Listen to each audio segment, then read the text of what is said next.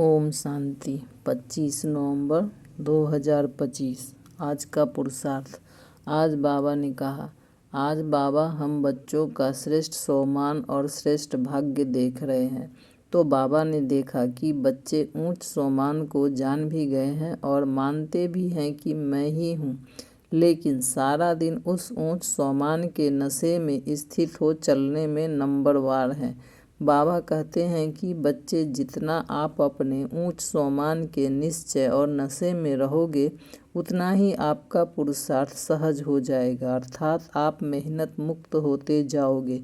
आपका संपन्न स्वरूप शक्तियों और गुणों से भरपूर है, उसके आगे कोई भी परिस्थिति टिक नहीं सकती।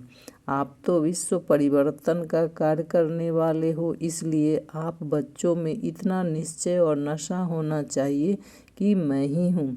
यह स्वयं परमात्मा ने आप बच्चों को स्मृति दिलाई है कि आप कौन हो, किसके हो। तो अब आपको अपने स्वरूप में स्थित रह गुणों और शक्तियों को यूज करना चाहिए।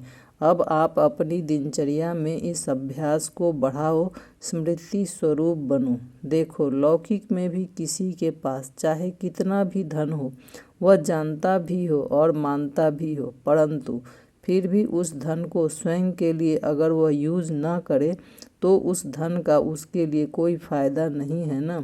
इसी तरह जब तक आप अपनी शक्तियों और गुणों को इमर्ज रख यूज नहीं करते, तब तक आप कमज़ोर हार खाते रहते हो। इसलिए अब स्मृति से स्मृति स्वरूप बन स्वयं के साथ साथ विश्व का भी कल्याण करो। देखो, समय कम है और लक्ष्य ऊंचा है, तो अब बार बार अपने संपूर्ण स्वरूप को धारण करो। अंत में यही अभ्यास आपको बाप समान बना देगा। स्मृति का स्विच हमेशा ऑन रखो।